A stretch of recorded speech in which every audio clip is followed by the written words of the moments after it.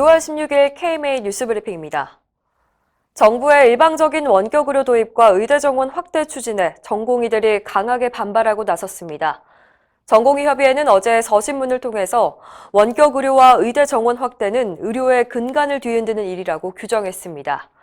특히 전공의가 필요할 땐 공공의 논리를 들이대고 마구 가져다 쓰더니 이젠 의대 정원까지 맘대로 정하려 한다며 마치 의사를 잡상인 취급하고 있다고 성토했습니다. 박지현 대전협 회장은 논리와 상식이 통하지 않는 상황에서 전공의들의 목소리를 모아 강력하게 대응하겠다고 밝혔습니다. 또 국민과 의료를 지키기 위해서 정부 정책에 반대하는 것이 밥그릇 싸움이라면 더한 것도 하겠다고 강조했습니다. 수도권을 중심으로 한 코로나19 확산이 심상치 않습니다. 최근 2주간 신규 환자 수는 그전 2주에 비해서 1.5배 증가했고 감염 경로를 알 수 없는 환자 비율은 10%를 넘어섰습니다. 정부가 생활 속 거리 두기의 기준으로 내세운 5%의 2배가 넘는 겁니다. 계속되는 환자 발생으로 수도권의 코로나19 검사량은 대구 신천지 사태 당시를 뛰어넘고 있습니다. 대구 경북에서 환자가 폭증할 때 하루 최고 2만 4천 건이 시행됐는데 현재는 최고 3만 6천 건 이상 진행되고 있습니다.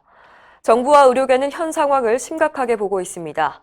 박능우 보건복지부 장관은 어제 5월 이후 발생한 주요 집단 감염 27건 중 26건이 수도권에서 나왔다며 확진자 중에 약 40%가 60대 이상이어서 치명률이 높아질 것으로 보인다고 우려했습니다. 최대집 의협회장도 최근 전국 시도의사 회장들과 만난 자리에서 지난 2월에서 3월까지 대구 경북 지역에서 벌어졌던 대규모 감염 사태가 재현될 가능성이 있다며 서울에 있는 의료기관이 감당하기 어려울 것이라고 전망했습니다. 위기는 우리나라만 온 게 아닙니다. 일본과 중국도 다시 확산세로 돌아섰습니다. 일본은 하루 확진자 수가 75명까지 늘었는데 도쿄에서만 절반이 넘는 47명이 나왔습니다. 중국 역시 어제 신규 확진자가 49명, 이 가운데 36명이 베이징에 집중됐습니다. 베이징시는 지역사회 방역이 전시 상태에 진입했다고 선언하고 10만 명을 방역 현장에 투입했습니다. 남미 국가들도 초비상입니다. 북반구에 비해서 늦게 번지기 시작한 라틴 아메리카 국가들이 겨울철로 접어들면서 상황이 악화하고 있습니다. 브라질은 미국에 이어서 두 번째로 많은 확진자 수를 기록했고 페루와 칠레, 멕시코 등이 상위 15위 안에 들었습니다. 세계보건기구 사무총장은 최근 바이러스는 이제 막 활동하기 시작했고 더 큰 혼란을 가져올 수 있다고 말했습니다. 정부의 한방첩약급여화 사업에 의료계 반대 목소리가 높습니다. 대한개원의협의회는 어제 성명을 통해서 국민을 대상으로 인체 실험을 하겠다는 건 도저히 받아들일 수 없다고 비판했습니다. 어떤 약을 건강보험 급여화하려면 안정성과 유효성을 먼저 입증하고 특히 임상에서 특별한 문제가 없어야 하는데요.